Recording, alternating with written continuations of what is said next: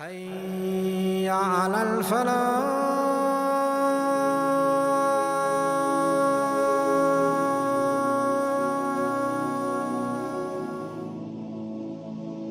The ennobled members of the household of the Prophet sallallahu alaihi wasallam, and we've arrived in the series at perhaps what I think, given what I know of this person's history and this person's biography, might be one of the more popular and more exciting installments of the series. Hamza ibn Abdul Muttalib radiyallahu an, Asadullah, Sayyid al-Shuhada, the Lion of God. This was the uncle of the Prophet ﷺ, his paternal uncle. It's mentioned that Hamza might have been 4 years older than the Prophet ﷺ. So when you read uncle, I think there's a tendency to think someone much older, right? And of course, they were both raised, in the same household, Hamza is kind of a representation of everything traditionally masculine. It's mentioned that he excelled in wrestling and fighting and hunting and was very strong. In reviewing his history, it's mentioned that he was fond of hunting lions. This is Sayyidina Hamza.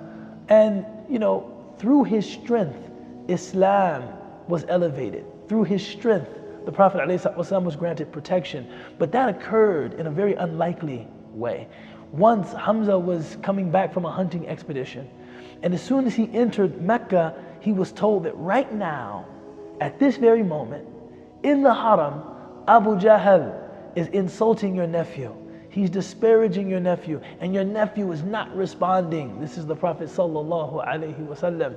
So Hamza immediately rushed to the scene, and he, without knowing anything, he wasn't too keen on religion generally, and he certainly wasn't, following the developments of kind of early Islam and the Prophet ﷺ, but just in defense of his nephew. And I want to speak to that. The Prophet ﷺ said in an authentic hadith, to be beloved to people is half of intelligence. The people around the Prophet ﷺ, you see this with Abu Talib, you see this with Hamza, you see this with countless numbers of people who just casually interacted with the Prophet ﷺ even. If you interacted with him, you loved him.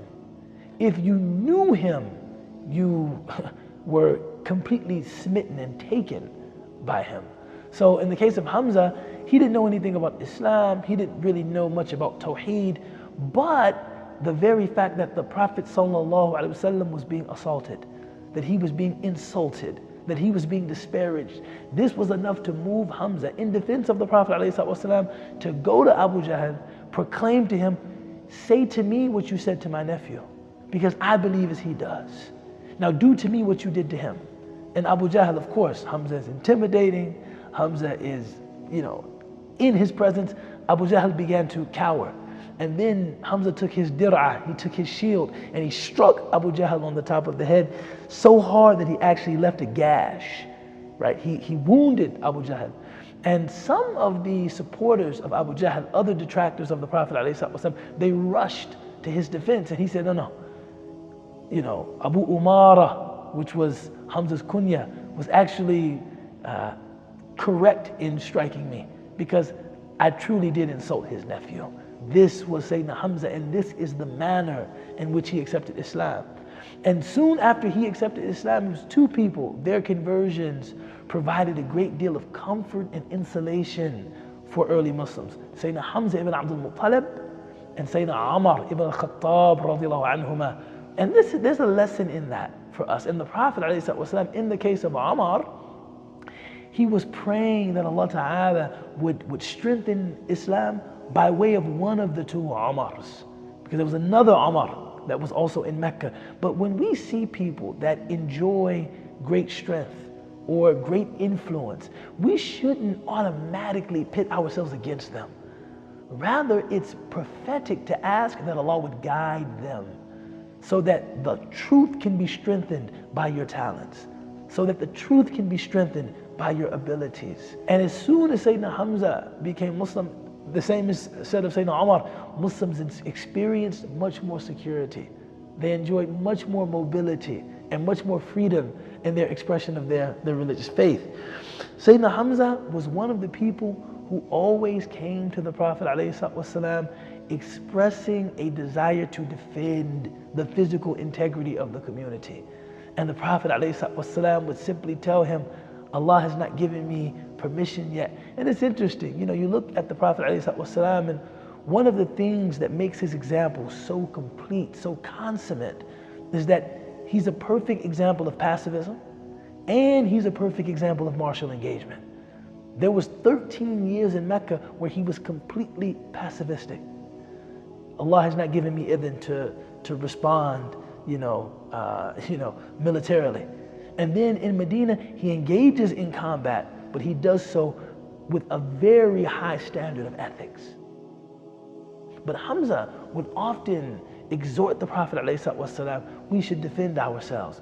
We shouldn't be getting attacked like this. We should defend the integrity of this community. And the Prophet ﷺ would just tell him, wait until Allah gives us permission. After arriving to Madinatul Munawwarah, the Prophet ﷺ was given that permission by God to defend the physical integrity of the community, and thus commenced the Battle of Badr. And at Badr, most of the detractors of the Prophet ﷺ met their ends at Badr. But Utbah in particular was killed at Badr. And Hind bint Utbah's daughter, radiallahu anha, which I'm kind of giving away some of the story by saluting her, she was very aggrieved by the death of her father. And she hired a bondsman who's referred to in the sources as Wahshi. The term Wahshi in the Arabic language, it means uncivilized or uncouth. He was an Abyssinian, bondsman or Abyssinian, servant. So, there's something that doesn't sit exactly well with me about calling him Wahshi, and I think some historical investigation, perhaps this is something I can engage, should go into being able to say his name. But in the sources, he's referred to as Wahshi. Hind bint Utbah, radiallahu anha, she hired Wahshi, radiallahu anhu. She said, the next time the Quraysh meet the Muslims on the battlefield, I don't want you to commence in battle. I don't want you to engage in battle. I just want you to find Hamza ibn Abdul Muttalib. Right? So the next time those two forces met at Uhud, Wahshi just carefully probed the battlefield, waiting for an opportunity to strike. And as soon as an opportunity presented itself, he lanced Hamza. And not only that, Hind bint Utbah, radiallahu anha, she went to Hamza, opened his stomach, removed his liver, and bit it. Which sounds particularly gruesome, but I think it speaks to just where she had been taken as a result of rage, as a result of grief. Later on, the man referred to as Wahshi came to the Prophet ﷺ and wanted to accept Islam. Now you must understand, Hamza was the favorite uncle of the Prophet ﷺ. So when he came to the Prophet ﷺ, or he sent word to the Prophet ﷺ, I want to become a member of this community, but I'm worried about feeling welcome, being welcomed into the community, given what I've done. And the Prophet assured him that he has a place in this community. That happened in the past. Islam does away with everything that comes before it, but it's very hard for me to look at you. It's very hard for me to kind of engage you knowing what happened between you and Hamza. And that is a reflection, one, of the humanity of the Prophet ﷺ, two, of his magnanimity, that I forgive you, three, his great love for Hamza ibn Abdul Muttalib, who he referred to as his favorite uncle, sallallahu alaihi wasallam. If we're talking about Hamza, we could sit literally for hours on end just talking about his manaqib, his virtues, and talking about his distinctions, and telling stories about his great courage and his great valor and his great bravery.